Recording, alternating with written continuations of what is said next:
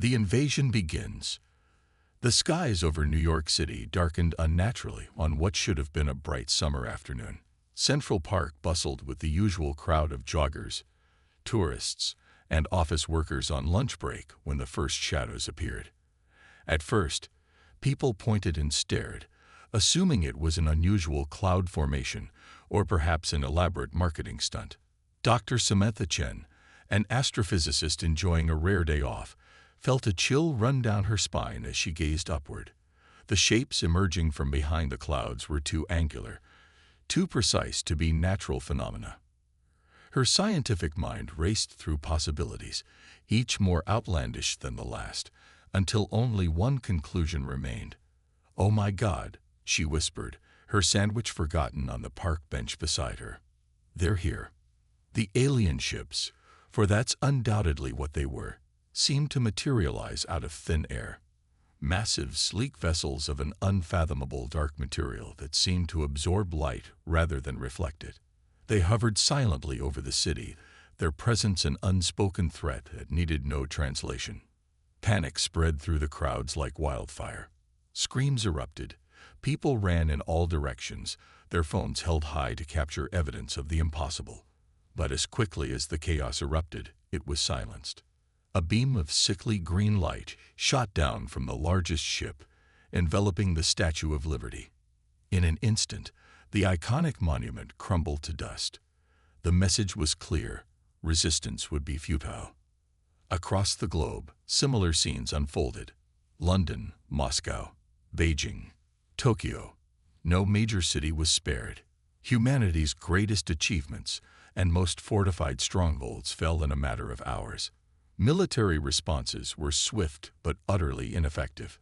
Fighter jets exploded midair before they could even approach the alien vessels. Missile launches were detected and neutralized before leaving their silos. In Washington, D.C., President Elena Reyes sat in stunned silence as reports flooded in from around the world. The Joint Chiefs of Staff argued furiously around her, but their voices seemed distant, inconsequential in the face of such overwhelming technological superiority. "Madam President," General Michael Hawthorne's gruff voice cut through the noise. "We need to make a decision. Do we attempt communication or assume hostile intent and commit to full-scale war?" President Rice closed her eyes, the weight of humanity's fate pressing down on her shoulders. "We've seen what they can do, General. Any attack would be suicide." She stood, her resolve hardening. "Get me to the emergency broadcast system. I need to address the nation, the world, and someone get me our top linguists and anthropologists. If we're going to survive this, we need to understand them." As world leaders scrambled to respond, ordinary people faced the new reality in their own ways. In a small town in the Midwest, farmer John Erickson watched the news with growing dread, his wife Sarah clutching their young daughter close. "What do we do, John?" Sarah's voice trembled. John's weathered face set in grim determination. "We do what we've always done, honey. We survive." In Silicon Valley, tech mogul Elon Chen, no relation to Dr. Samantha Chen, called an emergency meeting of his company's top engineers and scientists. "Folks, the world as we know it has changed forever," he announced to the room of nervous faces. "But in crisis lies opportunity. We have the brightest minds on the planet right here. Let's show these aliens what human ingenuity can do." As the day wore on, the alien ships maintained their ominous vigil. Occasional beams of energy lashed out, destroying military installations and government buildings with surgical precision. It became clear that this was not just a show of force, but a systematic dismantling of humanity's ability to resist. In orbit, the International Space Station found itself with an unprecedented view of the invasion. Commander Lei Wang watched in horror as the alien armada spread across the globe. "Houston, are you seeing this?" he radioed, forgetting for a moment that Houston's mission control was likely no longer operational. To his surprise, a response crackled through. "We see it, Commander. Stay put and maintain radio silence. You might be our ace in the hole." As night fell across a shell-shocked planet, pockets of resistance began to form. In underground bunkers and hastily established safe houses, soldiers, scientists, and civilians came together, united in their determination to fight back. Dr. Samantha Chen found herself ushered into a secret facility beneath New York City, joining a think tank of the world's leading experts in various fields. Dr. Chen, a stern-looking woman in a crisp suit, greeted her. "I'm Director Amanda Reeves, UN Special Task Force. We need your expertise to understand what we're dealing with." Samantha nodded, pushing aside her fear to focus on the task at hand. "I'll do whatever I can. But Director, I have to ask, how do we fight something so far beyond our technological capabilities?" Reeves' eyes gleamed with fierce determination. "We do what humans have always done when faced with a superior foe, Dr. Chen. We adapt, we innovate, and we find their weakness. They may have better technology, but we have something they can't account for: the indomitable human spirit." As the night wore on, the aliens made their next move. Strange, spherical probes descended from the ships, scanning the environment and occasionally abducting humans. Those who were taken never returned.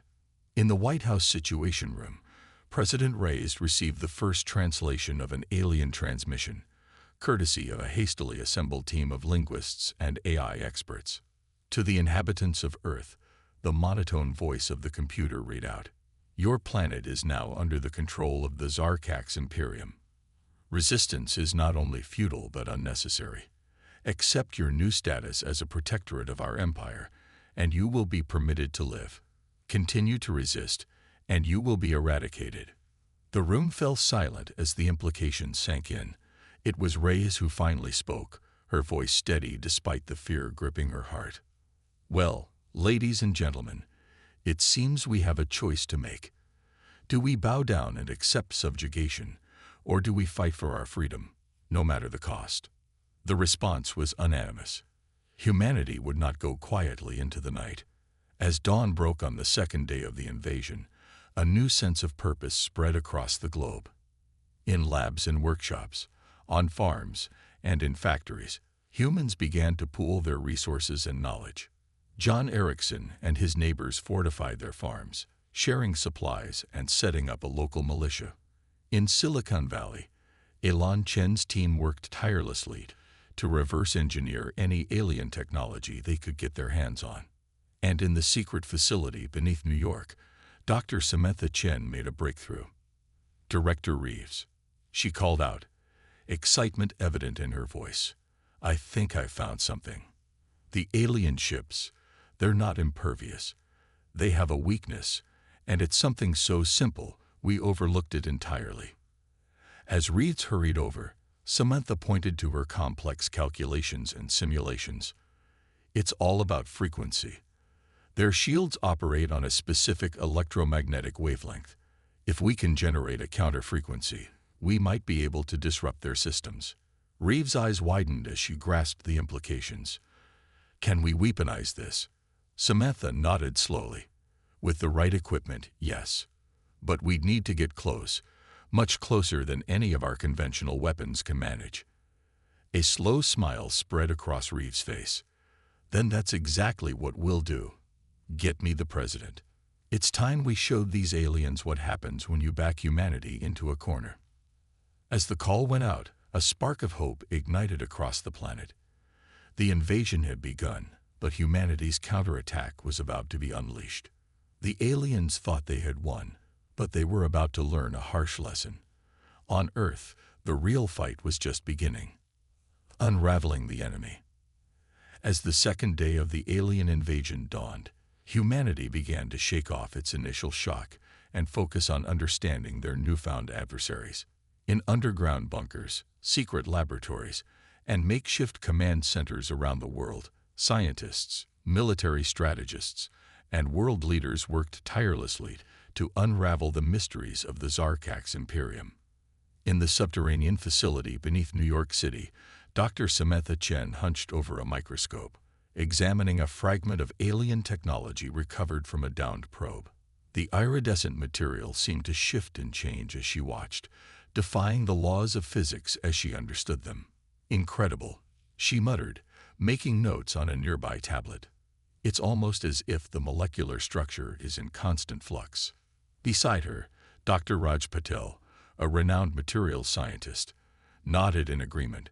"It's like nothing we've ever seen before, but there's a pattern to the changes. If we can decode it." Their conversation was interrupted by the arrival of Director Amanda Reeves, her face grim but determined. "What progress can you report, doctors?" Samantha straightened, stretching her aching back. "We're making headway, Director. The alien tech is incredibly advanced, but not incomprehensible. Given time, we might be able to reverse engineer some of it." Reeves nodded, but her frown deepened. "Time is a luxury we don't have. The Zarkaks are expanding their hold. We need a breakthrough, and we need it soon." As if on cue, alarms blared throughout the facility. Red emergency lights bathed the lab in an eerie glow as Reeves' comm device crackled to life. "Director, we have a situation," a panicked voice reported. "Alien forces have breached the outer perimeter. They're inside the building." Reeves sprang into action, her training kicking in. "Initiate Protocol Omega. All personnel to safe rooms. Security teams, engage and delay." She turned to Samantha and Raj. "Doctors, grab what you can. We're evacuating." As they hurriedly packed essential data and samples, the sounds of battle echoed through the corridors. Energy weapons discharged with high-pitched whines, punctuated by the staccato of human gunfire. Samantha's hands shook as she zipped up a case of samples. "I thought this place was secret. How did they find us?" Reeves ushered them towards a hidden exit. "That's a question for later. Right now, we need to get you and your research to safety." They emerged into a nondescript alley, the New York City streets eerily quiet under alien occupation. An unmarked van idled nearby, its driver motioning urgently for them to hurry. As they sped through the deserted streets, Samantha's mind raced. The alien attack wasn't random. They had targeted this specific facility. But how? And why? Meanwhile, halfway across the world, another breakthrough was unfolding. In a hastily converted aircraft hangar on the outskirts of Tokyo, Dr. Hiroshi Tanaka and his team had managed to capture a live alien. The creature lay unconscious on an examination table, its blue-gray skin glistening under harsh fluorescent lights. Multiple arms, each ending in delicate, multi-jointed fingers, were secured with reinforced restraints. Dr. Tanaka carefully attached sensors to the alien's elongated skull, his movements precise despite the gravity of the situation. "Initiating brain scan," he announced to the tense room of scientists and military personnel. As data began to stream across multiple screens, gasps of astonishment filled the air. The alien's neural structure was unlike anything they had ever seen, more complex, more interconnected than even the most advanced human minds. Colonel Yuki Sato, the military liaison assigned to the project, leaned in for a closer look. "What are we seeing, Doctor?" Tanaka's eyes gleamed with excitement behind his protective goggles. "It's extraordinary, Colonel. Their brains appear to be capable of processing information at speeds we can hardly comprehend. But more than that, do you see these patterns here and here?" He pointed to recurring waves in the data. "I believe they may be capable of some form of telepathic communication." Sato's eyes widened. "Telepathy?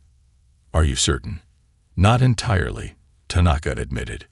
"But it would explain how they coordinate so effectively, how they always seem to be one step ahead of us." As the implications sank in, the alien began to stir. Its large, multifaceted eyes flickered open, focusing on the humans surrounding it.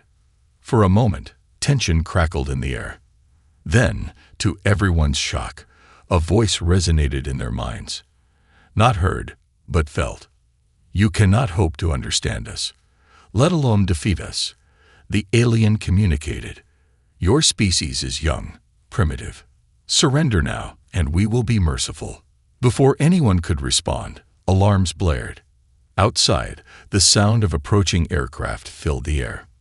"They're coming for their comrade," Sato realized. We need to move now. As chaos erupted in the hangar, Dr. Tanaka made a split-second decision. He grabbed a nearby syringe and, before anyone could stop him, plunged it into the alien's neck, drawing a sample of its strange, luminescent blood. This could be the key to everything, he shouted to Sato as they ran for the exit.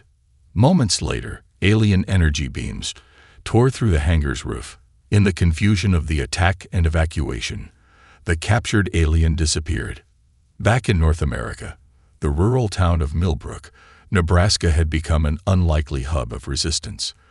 Farmer John Erickson stood atop a grain silo, surveying the surrounding fields with a pair of old binoculars.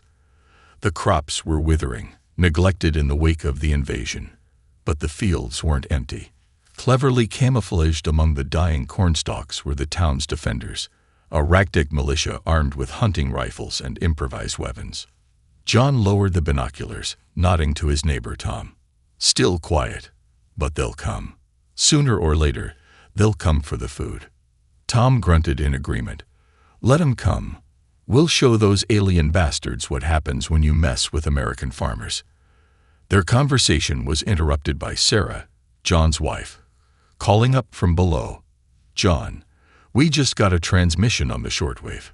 You need to hear this. In the Ericksons' farmhouse kitchen, now serving as Millbrook's command center, a group of townspeople huddled around an old radio.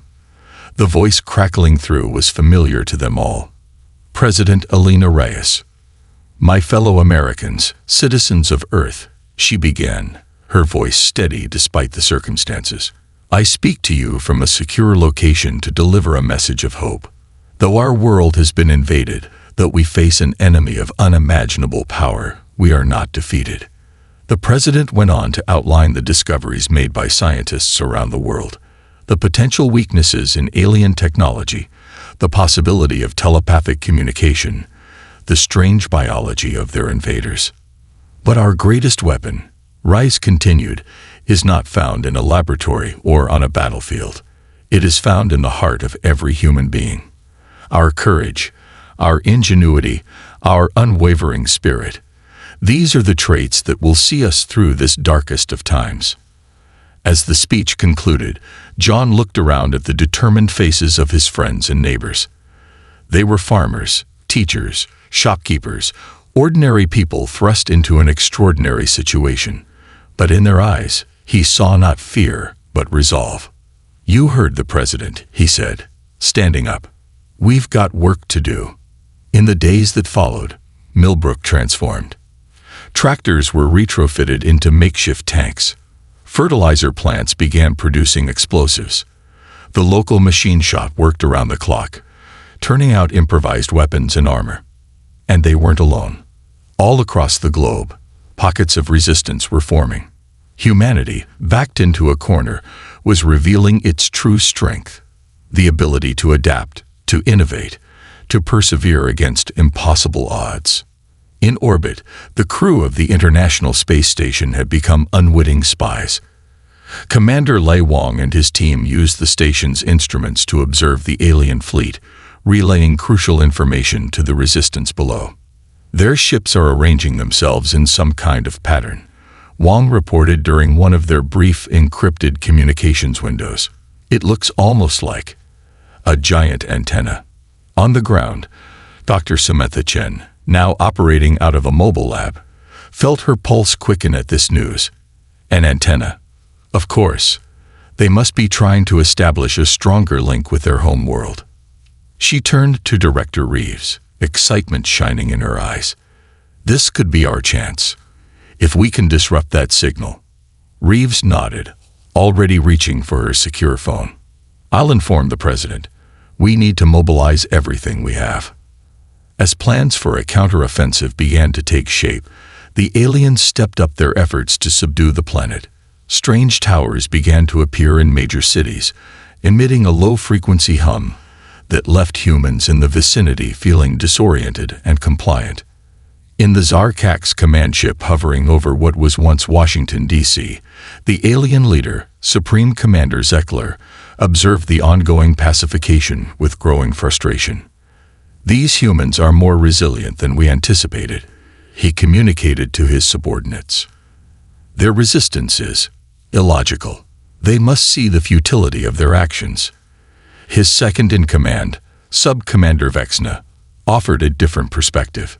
Perhaps it is this very illogic that makes them dangerous, Supreme Commander. They do not behave as a rational species should. Zeckler's multifaceted eyes narrowed. Then we must strip them of this unpredictability, accelerate the deployment of the compliance towers, and prepare the Mindshaper device. It's time we remade this species in our own image. As the alien leaders plotted humanity's assimilation, they remained unaware of the counterattack being quietly prepared beneath their feet.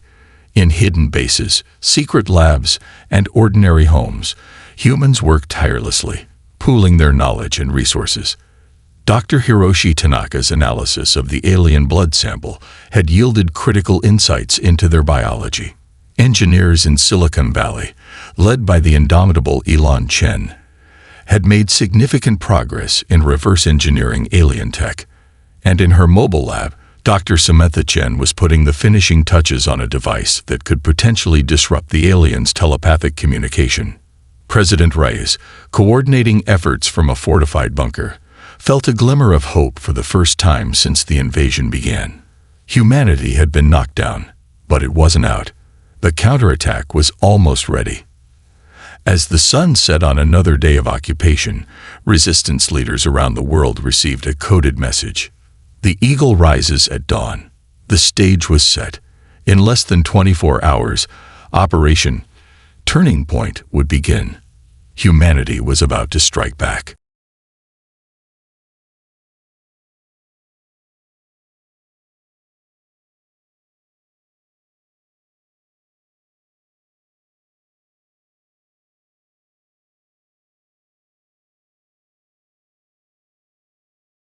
The counterattack plan.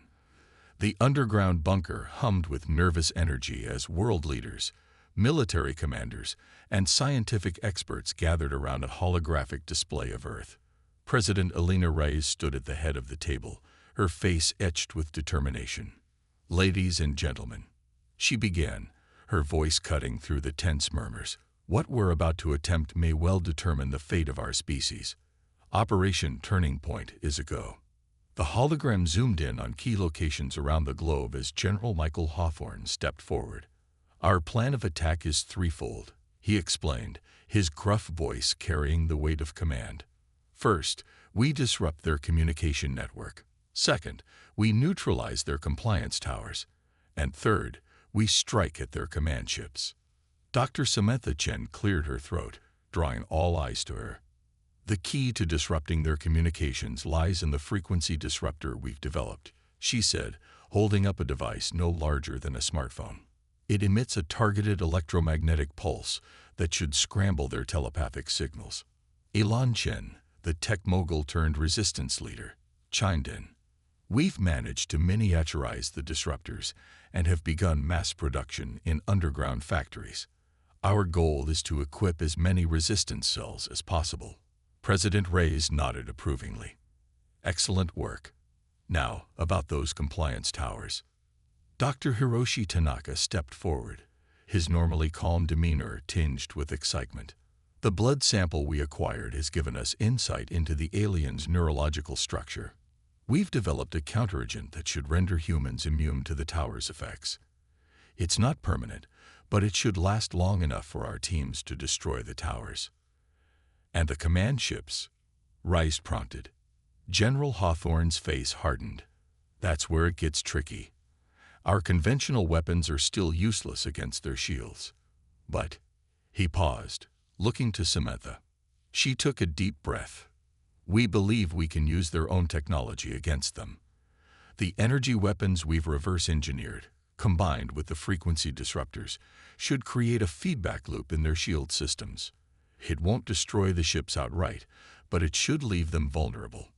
A murmur of hope rippled through the room.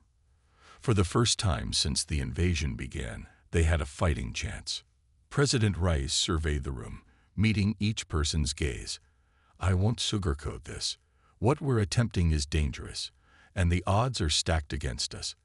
But this is our home, our planet, and we will not go quietly into the night. We will not vanish without a fight. We're going to live on. We're going to survive. Today, we celebrate our Independence Day. A cheer went up from the assembled leaders, a battle cry that would soon echo around the world. As the meeting adjourned, the various teams dispersed to put the final touches on their preparations. In a corner of the bunker, Samantha found herself face to face with Elon Chen. Dr. Chen, he greeted her with a nod. Your work on the frequency disruptor is nothing short of revolutionary. Have you considered the applications this could have after the war? Samantha blinked, caught off guard. After? I hadn't thought that far ahead. Elon's eyes twinkled with his characteristic enthusiasm. Well, I have. Once we drive these aliens off our planet, we're going to need to rebuild. And with the knowledge we've gained, the possibilities are endless. As they discussed potential future technologies, Samantha felt a flutter of hope in her chest. They weren't just fighting for survival anymore. They were fighting for a future. Meanwhile, in the farmlands of Nebraska, John Erickson and his neighbors were preparing for their role in the operation. The disruptor devices had arrived via a clandestine airdrop, along with instructions and vials of the counteragent. All right, folks, John addressed the gathered militia, standing atop his tractor. Our job is to take out the compliance tower they've set up in Lincoln. It won't be easy, but remember, while we're doing this, people all over the world will be doing the same. We're all in this together. Sarah, his wife, stepped up beside him, a rifle slung over her shoulder. We've lived on this land for generations, she said, her voice carrying across the assembled crowd. We've faced droughts, tornadoes, and economic hardships. This is just one more challenge, and we'll face it the same way we always have. Head on. A chorus of agreement rose from the crowd. These weren't soldiers, but farmers, teachers, and shopkeepers. Yet in their eyes burned a fierce determination to protect their homes and their way of life. As the resistance on Earth prepared, the crew of the International Space Station played their part. Commander Lei Wang and his team had spent weeks observing the alien fleet's movements, and now that intelligence would prove crucial. The main command ship maintains a geosynchronous orbit over the former location of Washington, D.C., Wang reported during a secure transmission. Secondary command vessels are positioned over Beijing, Moscow, and London. If we can coordinate our attacks to hit all four simultaneously, we might just throw them into chaos. Back in the bunker, President Reyes and her advisors pored over this information, fine-tuning their strategy. We'll need to time this perfectly, Reyes mused. Too early, and we risk alerting them before we're ready. Too late, and we might miss our window of opportunity. General Hawthorne nodded grimly. We'll have one shot at this. If we fail, we won't. Reyes cut him off, her voice firm. We can't afford to. As the hours ticked by, tension mounted across the globe. Resistance cells made final preparations, checking weapons and equipment. The counteragent was distributed, inoculating key personnel against the effects of the compliance towers. And in labs and workshops, the last of the frequency disruptors were assembled and tested. In the Zarkak's command ship, Supreme Commander Zeckler remained oblivious to the impending attack. His focus was on the final stages of their conquest. The compliance towers are operating at 87% efficiency, Sub-Commander Vexner reported. Human resistance continues to dwindle. Zeckler's multiple eyes blinked in satisfaction. Excellent. Prepare to begin Phase 2 of the assimilation process. Soon, this world will be fully under our control. Little did they know, their overconfidence would soon be their undoing.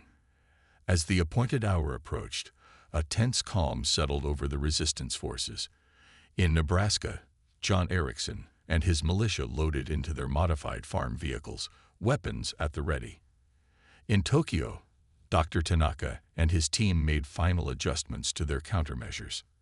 And in orbit, Commander Wang and his crew prepared to provide real-time intelligence on the alien fleet's movements. In the command bunker, President Reyes stood before a bank of monitors, each showing resistance leaders from around the world. "The time has come," she said, her voice steady despite the weight of the moment. "No matter what happens in the next few hours, know that each of you, each of your teams, represents the very best of humanity. We face an enemy that believes us weak, divided, and easily conquered. Today, we prove them wrong." She paused, looking at each face on the screens before her. "May whatever higher power you believe in watch over you all. Good luck, and Godspeed." As the monitors winked out one by one, Reyes turned to General Hawthorne. "Give the order, General." Hawthorne nodded, keying his radio. "All units, Operation Turning Point is a go. I say again, Turning Point is a go." Across the world, the counterattack began. In Nebraska, John Erickson's militia converged on a compliance tower outside Lincoln. As they approached, they activated their frequency disruptors. The effect was immediate. Alien guards stumbled, clearly disoriented by the loss of their telepathic link. "It's working," Sarah called out, her voice filled with fierce joy. "Push forward." The makeshift army surged ahead, their farm equipment turned war machines plowing through alien defenses. John, at the wheel of his reinforced tractor, felt a surge of pride as he watched his neighbors fight with the determination and grit that had seen them through countless hardships. Similar scenes played out around the globe. In the streets of Tokyo, Dr. Tanaka led a team to disable the compliance tower looming over the city. In London, resistance fighters emerged from the underground, catching the alien forces off guard. Meanwhile, in orbit, the crew of the ISS watched in awe as the coordinated attack unfolded beneath them. "My God," Commander Wong breathed, watching through high-powered telescopes. "They're actually doing it." His second-in-command, Dr. Emily Sato, nodded in agreement. "Humanity at its finest. But look, the command ships are starting to react." Indeed, the massive alien vessels were beginning to shift position, clearly responding to the sudden onslaught. Wong keyed his comm unit. "Ground control, this is ISS. Be advised, enemy command ships are on the move. Repeat, enemy command ships are mobile." In the bunker, President Reyes received the message with a grim nod. They were bound to notice eventually. "General, it's time for Phase 2. Hawthorne barked orders into his comm unit, and around the world, specially equipped aircraft took to the skies. These were no ordinary planes, but hybrid craft combining human and reverse-engineered alien technology.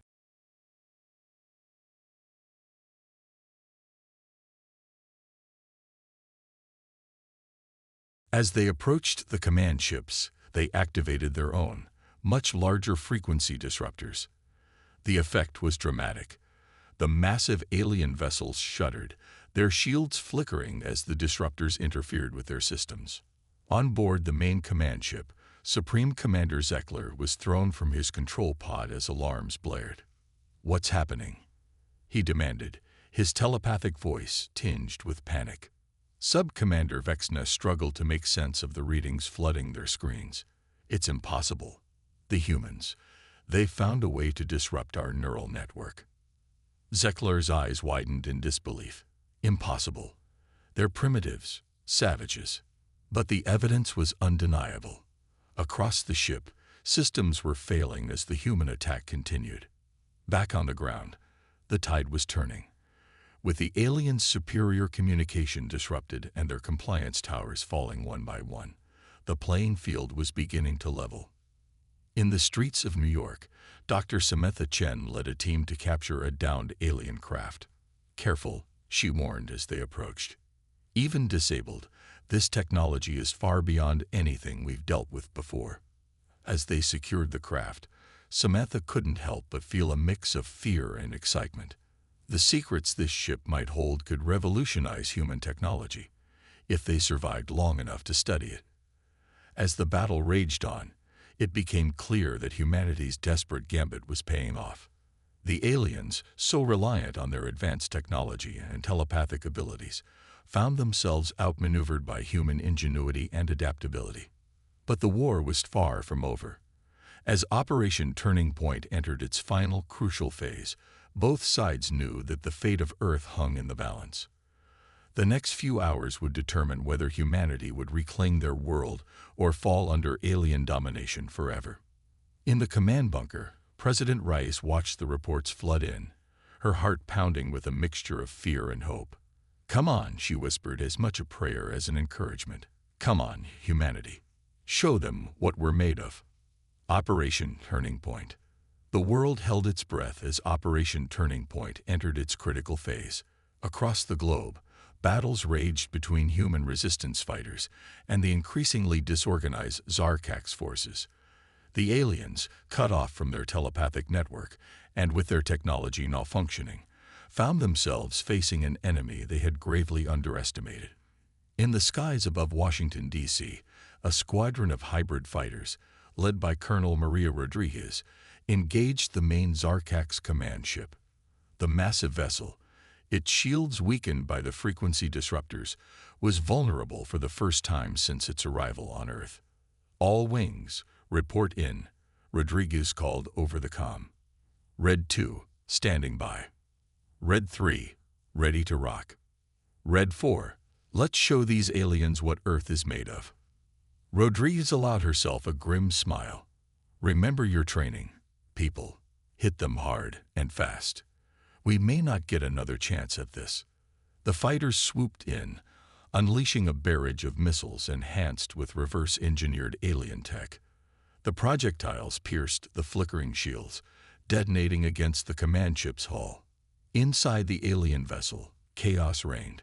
Supreme Commander Zeckler struggled to maintain control as systems failed around him. "Restore our shields," he demanded, his telepathic voice tinged with desperation. "Launch countermeasures." Sub-Commander Vexna worked frantically at her control panel. "It's no use, Supreme Commander. The humans have found a way to use our own technology against us. Our systems are not responding." For the first time in his long military career, Zeckler felt a sensation he had never experienced before. Fear. On the ground, the battle for control of the compliance towers continued. In Lincoln, Nebraska, John Erickson's militia had nearly reached their objective. The massive structure loomed before them, its eerie hum filling the air. "Remember, folks," John called out to his neighbors-turned soldiers, "once we take this thing down, the aliens lose their mind control over the city. Let's make it count."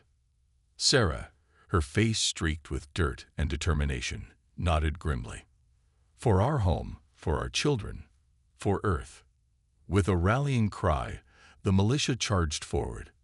Alien defenders, confused and disoriented by the loss of their telepathic link, put up a disorganized resistance. John's reinforced tractor, now more tank than farm equipment, led the charge, smashing through barricades. As they reached the base of the tower, Dr. Hiroshi Tanaka's voice crackled over their comm units. "Remember, you need to plant the charges at the structural weak points. My team has uploaded the schematics to your devices." John and Sarah exchanged a look. This was it. As the militia provided covering fire, they raced towards the tower's foundation, explosive charges in hand. Meanwhile, in New York City, Dr. Samantha Chen and her team were making a breakthrough with the captured alien craft. Inside a hastily established lab in the ruins of a skyscraper, they pored over the ship's systems. "This is incredible," Samantha muttered, her eyes wide with wonder. "Their propulsion system, it doesn't just defy gravity, it manipulates space-time itself." Elan Chen, who had insisted on joining the research team, nodded enthusiastically. "Imagine the applications, Dr. Chen. With this technology, we could revolutionize space travel, energy production. The possibilities are endless." Samantha was about to respond when an alarm blared from her computer. "Wait, I'm detecting a massive energy buildup in the alien fleet. It's like they're—" "Oh no." She turned to Elan, her face pale. "They're preparing to fire their main weapons. If they succeed, all our progress could be for nothing." In orbit, Commander Lei Wang and the crew of the International Space Station had a front-row seat to the unfolding drama. Through their high-powered telescopes, they watched as the Zarkak's fleet began to regroup. "Ground control, this is ISS," Wang reported urgently. "The alien fleet is forming a new configuration. It looks like some kind of massive energy weapon." Dr. Emily Sato, studying the readings from their instruments, gasped. "Commander, the energy output, it's off the charts. If they fire that weapon, it could devastate entire continents." Wang's jaw set in determination. "Not if we can help it. Emily, get me a direct line to President Reyes. We need to warn them." In the underground command bunker, President Reyes received the ISS transmission with growing alarm. She turned to General Hawthorne, her eyes filled with steely resolve. "General, we need to redirect all our forces to take out that weapon. If the Zarkaks manage to fire it." Hawthorne nodded grimly. "Understood, Madam President. I'll give the order immediately." As new orders went out to resistance forces worldwide, the battle entered its most critical phase. Everything now hinged on stopping the alien superweapon before it could fire. In Nebraska, John and Sarah Erickson had just finished planting their charges when they received the urgent update. "Change of plans, folks," John announced to his militia. "We need to take down this tower now. The aliens are about to unleash hell, and we need to stop them." Without waiting for a response, he hit the detonator. The compliance tower shuddered, its foundation crumbling as explosions ripped through its structure. With a groan of twisting metal, the massive structure began to topple. "Run!" Sarah screamed, and the militia scattered as the tower crashed to the ground in a cloud of dust and debris. As the dust settled, a cheer went up from the militia, but their celebration was short-lived as they realized the true scale of the threat they still faced. In New York, Samantha Chen and Elon's team worked frantically to uncover any weakness in the alien superweapon. Time was running out, and they knew it. "Wait," Samantha said suddenly, her eyes lighting up. "Look at this energy signature. It's similar to their shields, just on a much larger scale. If we can amplify our disruptor frequency." Elon caught on immediately. "We could create a cascading failure in their entire weapons system." "Dr. Chen, you're a genius." Samantha was already reaching for her communicator. "We need to get this information to the strike teams immediately. It's our only chance." High above the earth, Colonel Rodriguez and her squadron received the urgent transmission. "You heard the lady," she called to her pilots. "Adjust your disruptors to the new frequency. We're going to give these aliens a taste of their own medicine." The hybrid fighters swooped towards the regrouping alien fleet, their enhanced disruptors humming with power. As they approached, they could see the massive energy weapon taking shape, a construct of impossible size and complexity. "All wings, fire disruptors on my mark," Rodriguez ordered, her voice steady despite the immense pressure. 3, 2, 1, mark. A wave of invisible energy pulsed from the Earth fighters, striking the alien superweapon. For a moment, nothing seemed to happen.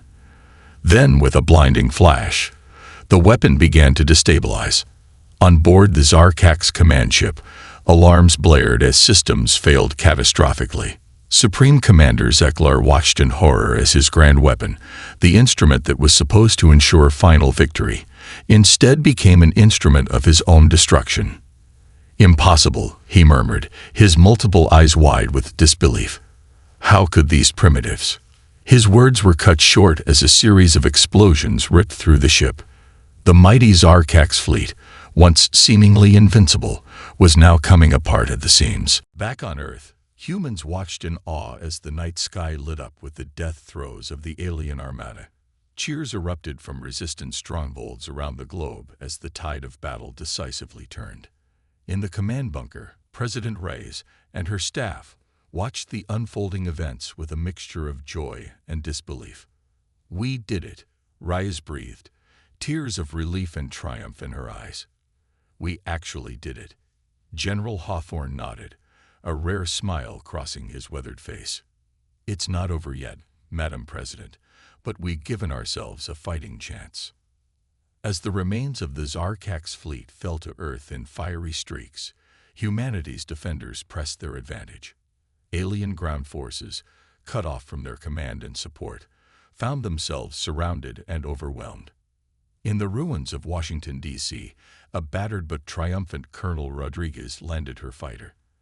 As she climbed out of the cockpit, she was met by a crowd of cheering civilians and fellow soldiers.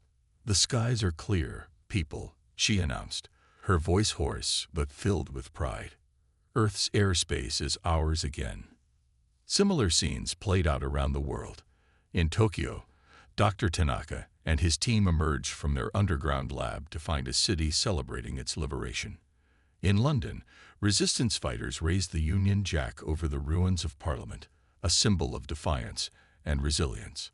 And in a field outside Lincoln, Nebraska, John and Sarah Erickson stood hand in hand, watching the sunrise over their liberated homeland. "We did it, John," Sarah said softly, leaning against her husband's shoulder. "We saved our home." John nodded, his eyes misty. "We all did, Sarah. Every last one of us." As dawn broke on a free Earth, humanity began to take stock of the monumental task ahead. The aliens had been defeated, but at a terrible cost. Cities lay in ruins, millions had perished, and the scars of invasion would take generations to heal. Yet amidst the devastation, there was hope. In New York, Dr. Samantha Chen and Elon Chen's team continued their work on the captured alien technology, unlocking secrets that promised to revolutionize human science and industry. "We have a chance here," Samantha said to her colleagues, her eyes bright with excitement despite her exhaustion. "To rebuild our world, not just as it was, but as it could be. Stronger, more advanced, more united." Elon nodded in agreement. "The Zarkaks came to conquer us, but in doing so, they've given us the keys to the stars. We won't waste this opportunity." As news of the victory spread, world leaders convened an emergency session of the United Nations. In a powerful address, President Reyes spoke of the need for global unity in the face of reconstruction and potential future threats. "We have witnessed the very best of humanity in our darkest hour," she declared. "Now we must carry that spirit forward. We are no longer divided by borders or ideologies. We are Earth, united and unbroken." The speech was met with thunderous applause, as delegates from nations that had been bitter enemies mere months ago now stood together, bound by their shared triumph over an existential threat. In orbit, Commander Wong and the crew of the ISS prepared for their return to Earth. As they made their final orbit, Wong took a moment to address his team. "What we've witnessed, what we've been part of, it's nothing short of miraculous," he said, his voice thick with emotion. "We've seen our world brought to the brink of destruction, and we've seen it fight back. Remember this moment, my friends. Remember what humanity can achieve when we stand together." As the space station began its descent, Wong took one last look at the Earth below. The scars of invasion were clear, even from space, but so too was the indomitable spirit of the planet's defenders. Humanity had faced its greatest challenge and emerged victorious. The war was over, but the story of Earth's resurgence was just beginning. United by their shared struggle and armed with advanced alien technology, humanity stood poised on the brink of a new era. The stars, once a distant dream, now beckoned as a promise of adventures to come. As the sun rose on the first day of Earth's new age, the message was clear. Humanity had not just survived, it had triumphed. And in doing so, it had proven that sometimes the most extraordinary heroes can emerge from the most ordinary places. The future, bright with possibility, awaited. A new dawn for Earth. The months following humanity's victory over the Zarkak's invasion were a time of both celebration and somber reflection. As the dust settled on battlefields across the globe, the true scale of the conflict's impact became clear. Cities lay in ruins, millions had perished, and the very face of the planet had been altered by the war. Yet, amidst the devastation, A new spirit of global unity and purpose emerged, forged in the crucible of Earth's darkest hour. In Washington, D.C., or what remained of it, President Elena Reyes stood before a makeshift podium, addressing a crowd of survivors, soldiers, and international delegates. The once majestic Capitol building loomed in the background, its dome cracked but still standing, a fitting metaphor for the battered but unbroken human spirit. "My fellow citizens of Earth," Reyes began, her voice carrying across the silent crowd. "We gather here today, not just as Americans, Russians, Chinese, or Europeans, but as Earthlings. United in our triumph, united in our grief, and united in our determination to rebuild our world stronger than ever before." As she spoke, screams around the globe broadcasted her words to billions. In refugee camps and ruined cities, in underground bunkers and reclaimed alien strongholds, humanity listened. The Zarkaks came to our world believing us weak, divided, and easily conquered. They learned, at great cost to us all, how wrong they were. But our victory is not just in defeating them. Our true victory lies in what we do next. Reyes paused, her eyes scanning the crowd. "We have been given a second chance. A chance to rebuild our world not as it was, but as it should be. With the knowledge and technology we've gained, we have the opportunity to solve problems that have plagued us for centuries. Climate change, energy scarcity, disease. These challenges that once seemed insurmountable now lie within our grasp to overcome." As she spoke, Dr. Samantha Chen listened intently from her seat in the audience. Beside her sat Elon Chen, his eyes gleaming with the possibilities the president outlined. They exchanged a knowing glance, both aware of the monumental task that lay ahead in adapting alien technology for human use. Reyes continued, her voice growing stronger. "But with this great power comes great responsibility. We must learn from our history and from this conflict. We must ensure that as we reach for the stars, we do not lose sight of our humanity. The United Nations will be reformed and strengthened, tasked not just with maintaining peace on Earth, but with guiding our species as we take our first steps into the cosmic community." In orbit, aboard the International Space Station, Commander Lei Wang and his crew watched the address with a unique perspective. Through the station's windows, they could see the scars left on the planet by the invasion, but they could also see the beauty and resilience of their homeworld. "It's breathtaking, isn't it?" Dr. Emily Seto murmured, her eyes fixed on the blue marble below. Wang nodded, a lump in his throat. "We came so close to losing it all. But look at us now, Emily. We're not just surviving, we're thriving." Back on the ground, in the heartland of America, John and Sarah Erickson watched the president's address on a battered television in their farmhouse kitchen.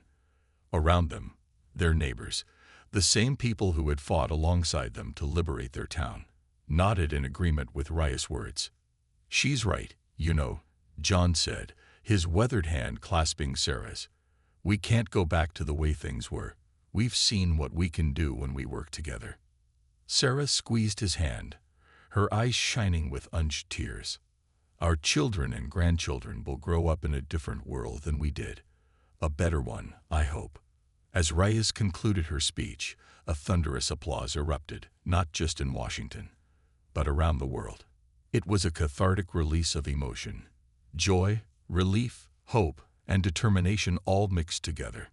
In the days and weeks that followed, the work of rebuilding began in earnest.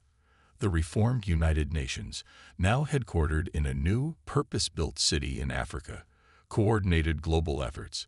Resources were pooled, expertise shared, and old rivalries set aside in the face of the monumental task at hand. Dr. Samantha Chen found herself at the forefront of this new era. Working with a team of international scientists, she led efforts to unlock the secrets of Zarkak's technology.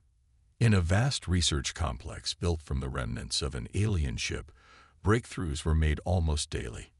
"Look at this," she exclaimed one day, gesturing excitedly to a holographic display. Her team gathered around, eyes wide with wonder. "We've cracked their faster-than-light communication system. Do you realize what this means? Ilan Chen, who had become a frequent collaborator, grinned broadly. It means we're not bound by the speed of light anymore. Instant communication across the solar system, across the galaxy, even. Samantha nodded, her eyes gleaming. Exactly. And if we can communicate faster than light, we can travel faster than light. Elon finished, his voice filled with awe. The implications were staggering. Humanity, in the span of a few short years, had leapfrogged centuries of technological development. The solar system, once a distant frontier, was now within easy reach. And beyond that, the stars themselves beckoned. But it wasn't just in the realm of high technology that progress was being made. In Nebraska, John Erickson and his fellow farmers were pioneering new agricultural techniques, combining their generational knowledge with adapted alien terraforming technology. Crops grew in abundance, even in once barren areas, promising an end to global food shortages.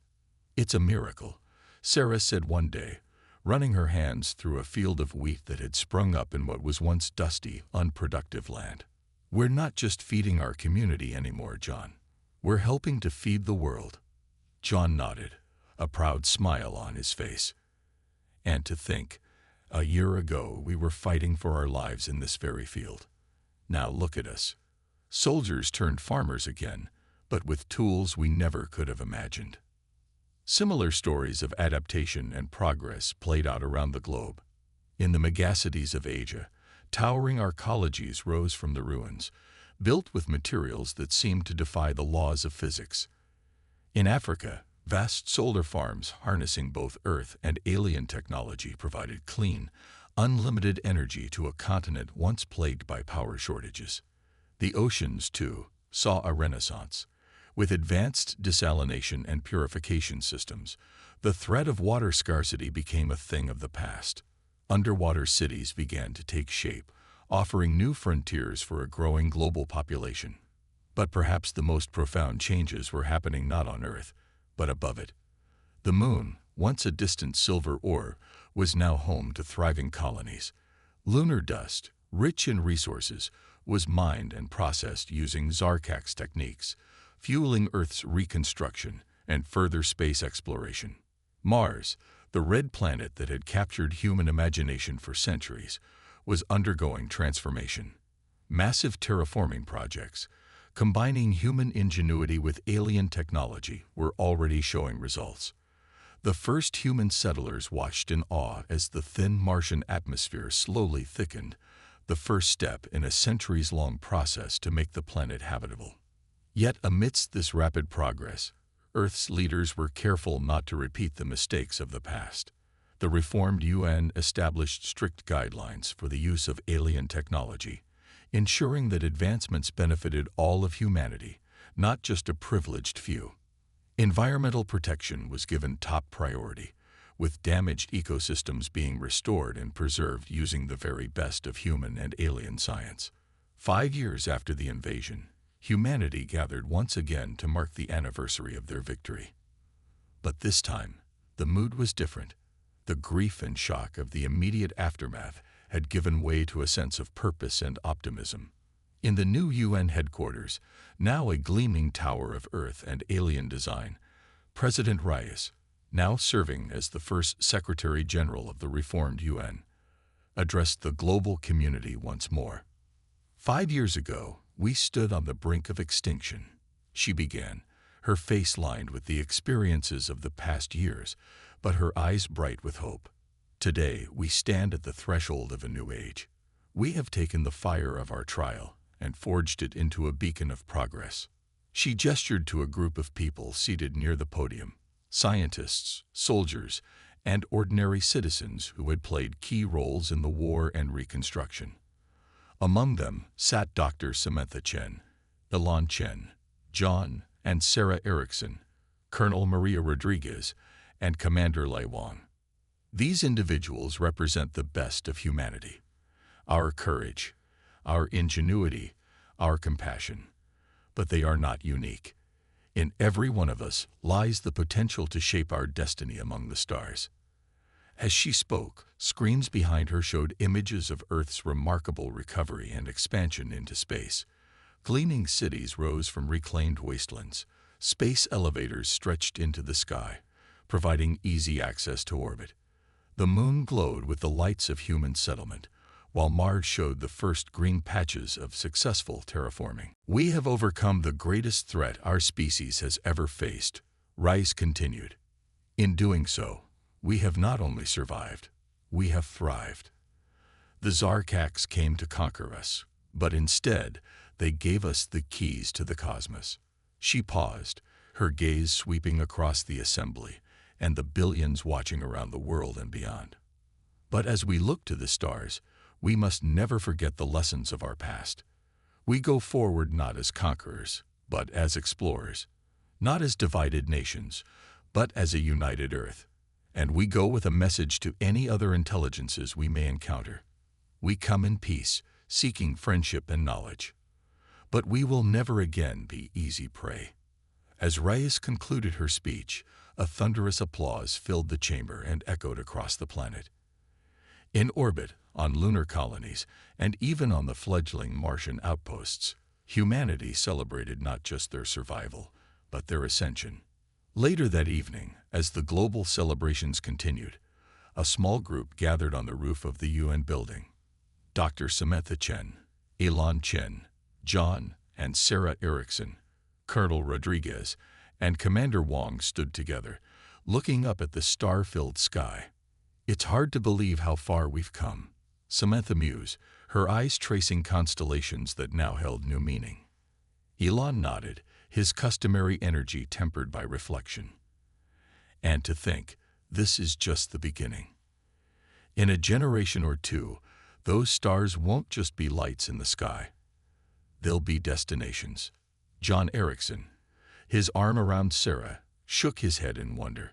"When I was a boy, I dreamed of visiting the next state over. Now my grandchildren are talking about which planet they want to live on." Sarah laughed softly. "As long as they come home for the holidays, I don't care if they're on Mars. They're not missing my Christmas dinner." Colonel Rodriguez, her uniform now adorned with the insignia of Earth's new unified defense force, raised a glass. "To the future," she said simply. "To the future," the others echoed, their glasses clinking as shooting stars, or perhaps the lights of human ships, streaked across the sky.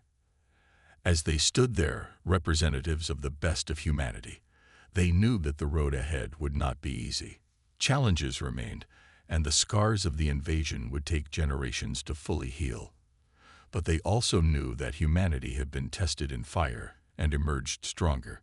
United by their shared experience, armed with incredible technology, and driven by an indomitable spirit, the human race was ready to take its place among the stars. The Zarkax had come to Earth seeking easy conquest. Instead, they had awakened a sleeping giant. Humanity, once confined to a single fragile world, was now a spacefaring civilization with a destiny that stretched to the farthest reaches of the galaxy. As the night deepened and the celebration continued below, the group on the rooftop shared a moment of quiet reflection. They had witnessed the end of one era and the birth of another. Whatever challenges the future held, they would face them together, as Earthlings, as humans, as the generation that had touched the stars. The dawn of a new age had truly begun.